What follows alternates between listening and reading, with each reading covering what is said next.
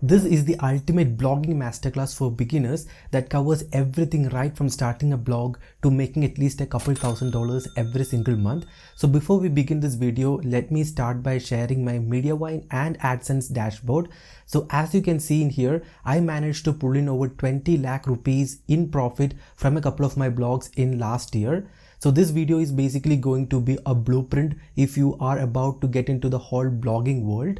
So by the end of this video, you will have a clear-cut idea on how to start a blog and how to make money blogging. So without wasting any further ado, let's jump right in. So first, let's start with the obvious question. What is a blog and what is blogging? So let me explain it with the help of a real example. So I have this TWS right here and the left side of the earbud is not working for some reason and I'm totally clueless as to why this isn't working in the first place. So I would do what every others will do, and that is to open Google and search for it. So I'll open up a couple of top results from Google search engine results page, and now all of these are blogs related to the topic we searched for, and every time someone visits these pages and views the advertisement or use one of these links to purchase something, the blogger behind this blog makes money. In simple terms, this is how a blog works. As a blogger or someone who is about to become one soon, you need to post content about something on your blog and monetize it, and when people visit your blog, you will make money. Now, how do one make money from blogging? There are literally hundreds of ways you can make money from blogging, but I will discuss top 4 of them. So the number one is display advertising. So every time you visit some websites, you might have noticed these advertisements floating on the sidebar, inside the content, or the little video player ad pop-up that appears on the bottom corner of the screen. Now all of these are advertisements provided by media networks like Raptive, MediaWine, AdSense. Now every time someone visits these websites and views the advertisements or clicks on them, the blogger makes some money. If a blog has an RPM of $30 and receives 100,000 monthly visitors, it can easily bring about $3,000 on table. Next is affiliate marketing. Well, what is affiliate marketing? Let me explain it with the help of an example. Let's say I'm about to start a new YouTube channel, and for recording the audio or voice, I need a microphone. But I'm totally new to this whole industry and I don't know much about mics. So what would I do? I will also open up Google and search for the term best mics for YouTube. Let me open a random website from the Google results page, and as you can see, this right here is perfect example of affiliate marketing. So this website lists a lot of mics based on different factors, and underneath all of this listing, you will also find a buy now link. Now all of these buy now links are examples of affiliate links, and if I click on this link and open it in a new tab, by looking at the URL, you can clearly say this one is an affiliate link. Now every time someone purchases the mic or any other product from this platform, in the next couple of days, the blogger behind this blog makes money. In simple terms, this is how affiliate marketing works. And as for commission rate, it varies greatly depending on the product you're recommending. For example, let's say you're promoting an electronic product, so you can expect to make anywhere from 3 to 7% as commission. Or if you are about to promote a VPN service, you could expect to make anywhere from 60 to upwards of 100% as commission. So next is brand sponsorships. So similar to YouTube brand deals, you can also make money by sponsorships from a website as well. So oftentimes these brands will reach out to you asking to post a review article about their product, or insert the product into one of the existing articles on your blog, or even post a display advertisements on your sidebar or inside the content for a stipulated amount. In the past, I have worked with hundreds of companies including Wondershare, Stellar, Byju's, BlueStacks, Clean My Mac, and many more. Depending on your blog's traffic, you could make anything upwards of $250 for posting a single article about a particular product. Next is digital products. So you can use your blog to sell any kind of digital products that you developed yourself. It can be anything like a Canva template, software plugins, themes, printables, planners, effects packs, etc. So you could create a digital e-com section on your website and sell these products and make money from that as well. Alright, so these are some of the popular methods to make money from blogging. Now comes the obvious question, how to start blogging and how to start making money. So the first step in starting a blog is to find the right niche and find a name for your blog. The first step of starting a blog is find the correct niche, and it makes the whole difference whether you will succeed or not. Just because you are interested in a particular topic, or just because you are too much knowledgeable in a particular niche, that doesn't mean you should start a blog on that particular topic. a lot more goes behind the scenes. RPM or revenue per mile is an important metric that you must consider before selecting a niche. So RPM stands for revenue per mile, and this number indicates how much money can you actually make every time 1000 people visits your blog. So you must make sure whatever be the niche that you select, you must have an RPM of $25 or above if you have majority of visitors from tier 1 countries like the US, Canada, UK or Australia. Once you finalize the niche, the next thing to do is to find a brandable and catchy name for your blog. So you can take some time and brainstorm and find at least 3 to 5 different names for your blog. And the reason why I asked you to find or brainstorm 3 to 5 names is because nowadays competition are so high and almost all names that you can think of in the first go will be taken, or the .com version of that domain might not be available.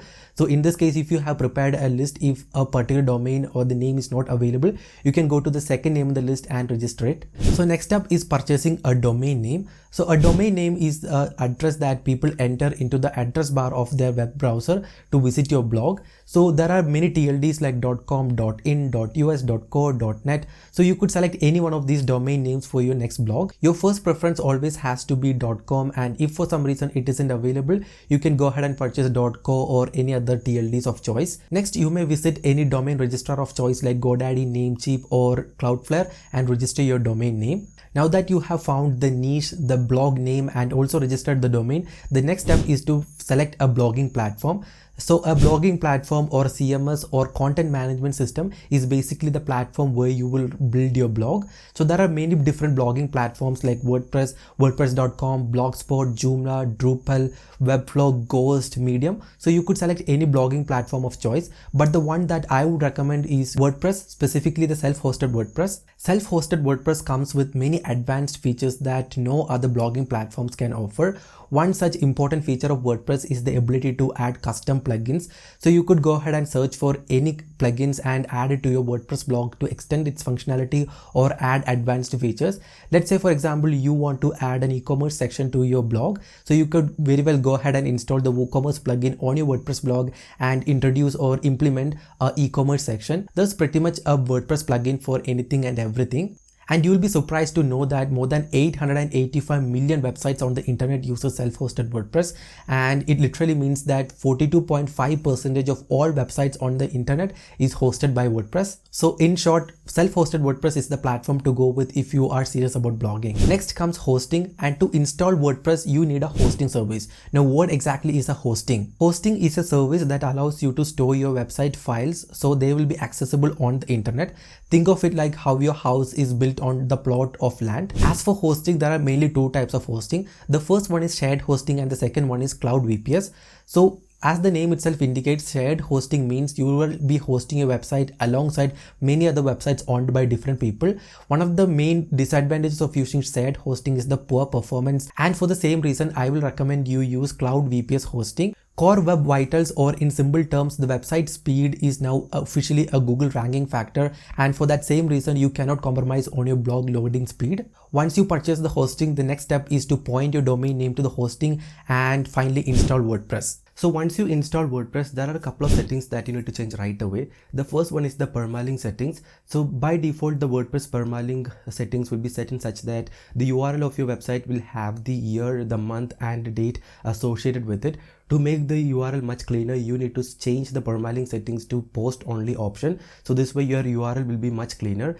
And apart from the permalink settings, you also need to change a couple of other settings like the region, the time zone, the start day of the week, the date settings, etc. And once you're done, you can also go ahead and additional users and give them privileges like author, contributor, admin, etc. Once you change the default WordPress settings, the next step is to install some necessary WordPress plugins. So as mentioned earlier, WordPress comes with a ton of plugins that you can install in a single click. There are plenty of plugins that you can install on your WordPress website, but I will go through a couple of them. The first one is an SEO plugin. So you can go ahead and install a free SEO plugin like the Yoast SEO, Rank Math SEO or All-in-One SEO. So essentially a SEO plugin will help you to optimize your WordPress website for search engines and also help you add meta description to your post, add schema markups and also create create an XML sitemap that you can submit to Google Search Console, and the XML sitemap actually makes it easier for Google to crawl your website and find new pages. The next is a contact form plugin. So every websites or blogs should have a contact us page where visitors or brands can approach and come and contact or get in touch with you. So you can use a contact form plugin like Contact Form 7 to implement a contact form in the contact us page, so they can fill in their details, and upon hitting the send button, the people will be able to get in touch with you. Next is a backup plugin. So anything could go wrong with your WordPress website at any moment, and it's always recommended that you should maintain a regular backup of your website, and you can install any free backup plugin like Updraft Plus to make these things easier. And one of the key features of Updraft Plus is that it has an option where you can link your Google Drive account. So the Updraft Plus plugin will send a backup of your website after a stipulated time to your Google Drive account, and in the future, if anything goes wrong with your WordPress website, and upon clicking a single button, you can restore your WordPress website and make it live on the internet again. So the next is a cache plugin. A cache plugin like WP Rocket, Flying Press or W3C makes your WordPress website load extremely fast. Speed is now an official Google ranking factor, and it is important that you install a cache plugin to make sure the website loads easier and faster for the end user. Now all of those are some basic WordPress plugins that any WordPress website must have, and depending on the use case and requirements, you can go ahead and install additional plugins as well. Once you install necessary plugins, the next step is to install a theme. As mentioned earlier, WordPress comes with support for extensive collection of themes. The official WordPress theme repo has thousands of themes to choose from, and you can just go ahead and search for a theme and hit the install button and activate button to make it live on your WordPress website. So if you're not satisfied with the free theme availability on the WordPress repo, you can go ahead and visit third-party websites like Theme Forest and purchase a WordPress theme and download the zip file and upload it on WordPress to customize your WordPress website and change the entire look and feel of the website. And now your WordPress website is fully set up and is live on the internet, but that's not the end of the story. The next step is to publish some important pages. All WordPress website must have certain pages like the About Us page, Contact page, Disclaimer page and Privacy Policy page. The first is the About Us page. So the About Us page basically tells the users about the person behind the blog and also what the blog is for. You can include details about yourself, your photo maybe, and also details about all the other people working on your blog. This is an important page that every WordPress blog or any other blog should have. So this will basically help you to improve the trustworthiness of your website. The next is the Contact Us page. As mentioned earlier, when a brand or a person want to contact or get in touch with you, they will head to the Contact Us page, and the contact form should help them to contact you. So a Contact Us page is necessary. The next is the Privacy Policy page. So basically the Privacy Policy page will tell the users what kind of information does the website collect every time they visit the website and how the data is handled on the server side. So you don't need to worry about any technicalities of creating the Privacy Policy page. So WordPress will by default come with a Privacy Policy page. You can access it by going to the pages section. So all you need to do is make required changes and hit publish, and your privacy policy page will be live on your website. Apart from the Contact, About Us and Privacy Policy page, depending on the requirement and use cases, you may also need to publish the disclaimer page, terms of service or themes page or any other pages that you may want live on your website. Once you fully set up the blog, the next thing to do is to post content on your website. But how will you find what topics to post about? Well, this is where keyword research comes into play. So keyword research is a process of finding low competition and high volume keywords that your blog stand a chance to rank for on Google and bring traffic. So as your blog is relatively new, you cannot go ahead and find high competition keyword and rank for it on Google right away.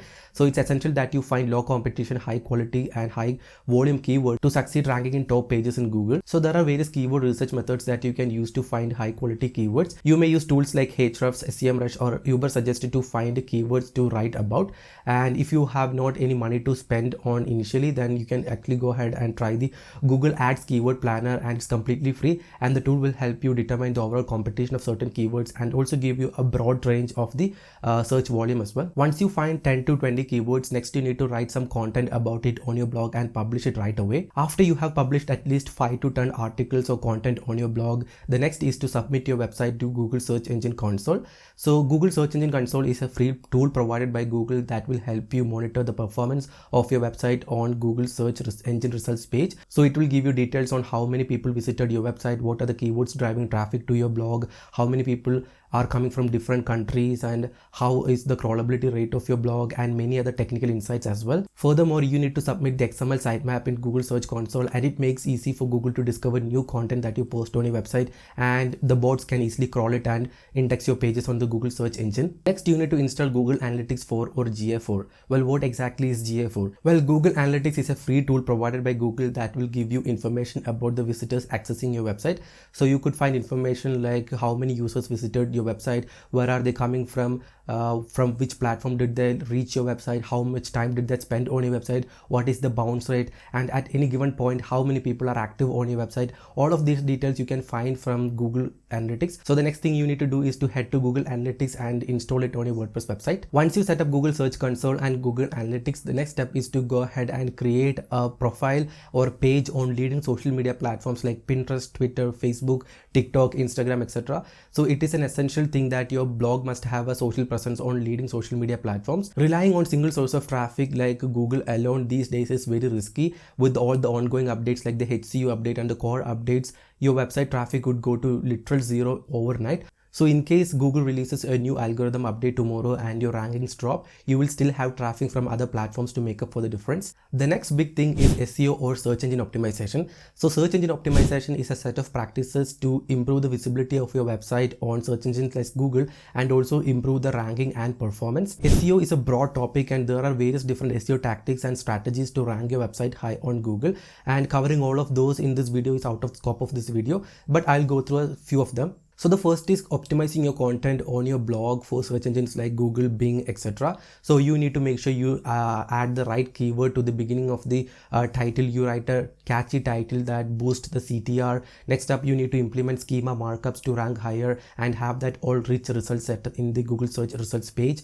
Also, you need to submit the XML sitemap to Google Search Console to make it easy for the bots to crawl and index your new pages on the website. Next up is backlinks. Even though Google has never really officially acknowledged that backlinks is an important ranking factor, backlinks is definitely one of the top 3 ranking factors for ranking high in Google. Well, what exactly is backlinks? So backlinks are links pointing to your website from other third-party websites. There are basically 2 types of backlinks. The first one is nofollow and the second one is dofollow. You need to try hard to get those dofollow backlinks from high DR websites, and this will help you to improve the organic ranking and also improve the traffic from search engines like Google. Next up is internal links, and internal links are as important as backlinks or external links. So an internal link is basically a link pointing from one page on your website to another page on your website. So internal links are important to establish topical authority and rank high on Google. Google has never really publicly acknowledged what goes into their search algorithm. So these are some of the basics, and by far everyone can tell one thing, and that is backlinks are single-handedly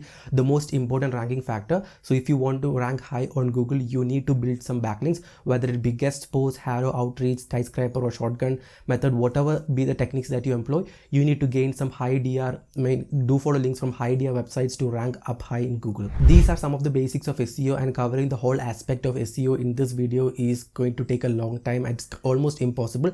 The SEO thing is a whole lot complex than you think, so I'll make sure to post a dedicated video on the same in the future, so make sure you're subscribed. Collecting your visitors email address from day one is super important these days. So Google is like launching a new algorithm update like the HCU update, core algorithm update, reviews updates left, right and center, and these algorithm updates will make your traffic plummet overnight. So to avoid this, you need to start collecting your users email from day one and build a powerful email newsletter. Google may come ahead and flip the switch and launch a new algorithm update tomorrow, and your traffic may plummet to zero overnight. Even if this happens, you will still have full access to your email list, and you can send updates about your blog or affiliate links to the email newsletter and still have some consistent traffic from other sources, including social media. Next up is monetization, and how you actually make money from your blog is very important. Let's discuss the top 2 of them. The first one is display ads or display advertisements. So every time you visit some website, you might have noticed these floating advertisements on the sidebar or inside the content. Now most of the time these are advertisements provided by media networks like AdSense, Raptive or Mediavine. And now if you have 50,000 or 100,000 monthly visitors, you can go ahead and apply for ad networks like Mediavine or Raptive. And once you have their advertisements live on your website, now every time someone visits your blog, you will make money. The next is affiliate marketing. So you need to go ahead and find the products in your niche that your users may be interested in and create an affiliate link for the same. And you need to sprinkle the affiliate link wherever necessary in the article. And every time someone visits your blog and purchases the product or any other product from that platform using the link you shared, you will make some amount as commissions. So depending on the type of product you're promoting, you can expect to make anywhere from 3% to over 100% as commission for promoting and bringing sales. Other than display advertisements and affiliate marketing, there are tons of other ways to make money from your blog, including selling digital assets, providing consultation services, or doing brand sponsorships and much more. So how much can you realistically expect to make from a blog or targeting only display advertising? Let's say your website get 100,000 monthly visitors from all sources combined, whether it be Pinterest, Google search, email newsletters, or direct traffic. Let's assume your website get 100,000 visitors every single month, and now you have applied for a premium ad network like Mediawine or Raptive, and you have their ads live on your website. And you have the majority of visitors from tier 1 countries like the US, Canada, UK, and you can expect an RPM of $25 to $30. Let's assume the RPM is $30 and you have 100,000 visitors every single month. Now, if you do the math, 100 multiplied by 30, you can make at least $3,000 every single month from display advertising alone. And in addition to display advertising, you can also promote affiliate products on your website and make money from that as well. So that wraps up the ultimate blogging masterclass for beginners. And by now, I hope you gain some inside knowledge about blogging and how blogging works in general.